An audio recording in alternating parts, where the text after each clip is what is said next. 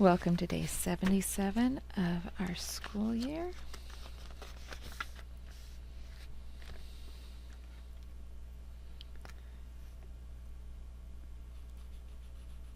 Let's fill that in. Okay, let's get down our beginning fraction. We have a total amount of 180 school days. And we are on day 77. So let's think if 77 is prime or composite.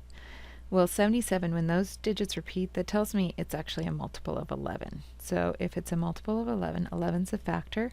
That means I have more than two factors. I have 1 itself and 11. So that means it has to be composite.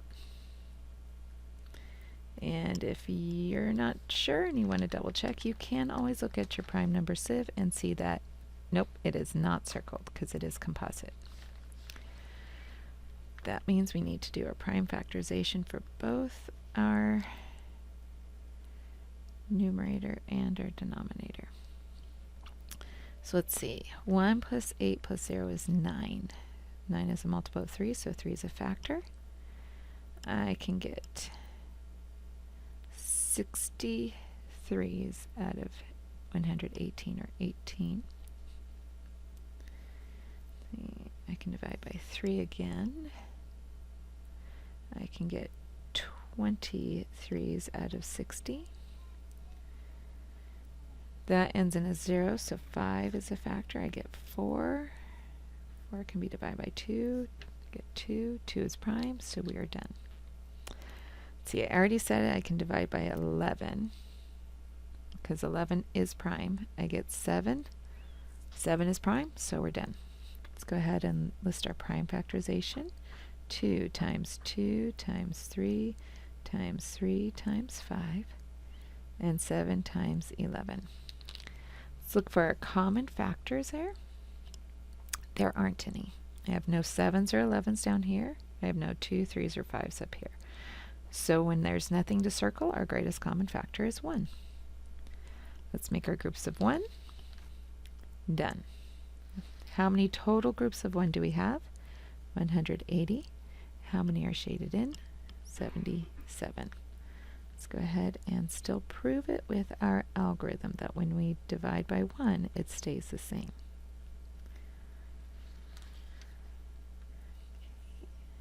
So 180 divided into groups of 1, and 77 divided into groups of 1.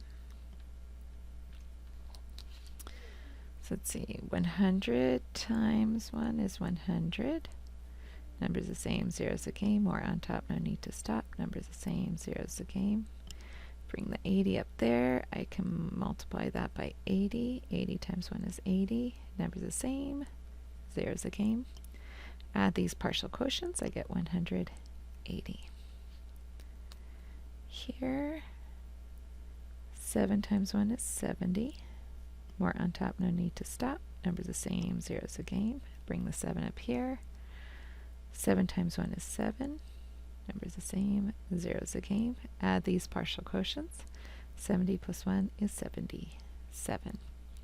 Now we check divisor times quotient plus remainder, divisor times quotient plus remainder.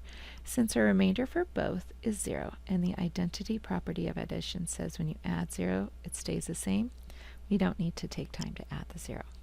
But what we end up with here is the identity property of multiplication, which says when you multiply by 1, it stays the same. Because one group of 0 is 0. One group of 8 tenths is 8 tenths. One group of 100 is 100. One group of 7 is 7. One group of 7 tenths is 7 tenths. 77 matches our dividend, check. 180 matches our dividend, check. So our numerator is definitely 77, and our denominator is definitely 180.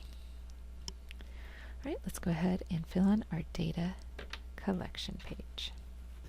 Okay, we're on trimester 2, week 4. Today is 12/4/19, and our fraction for today is 77 180th.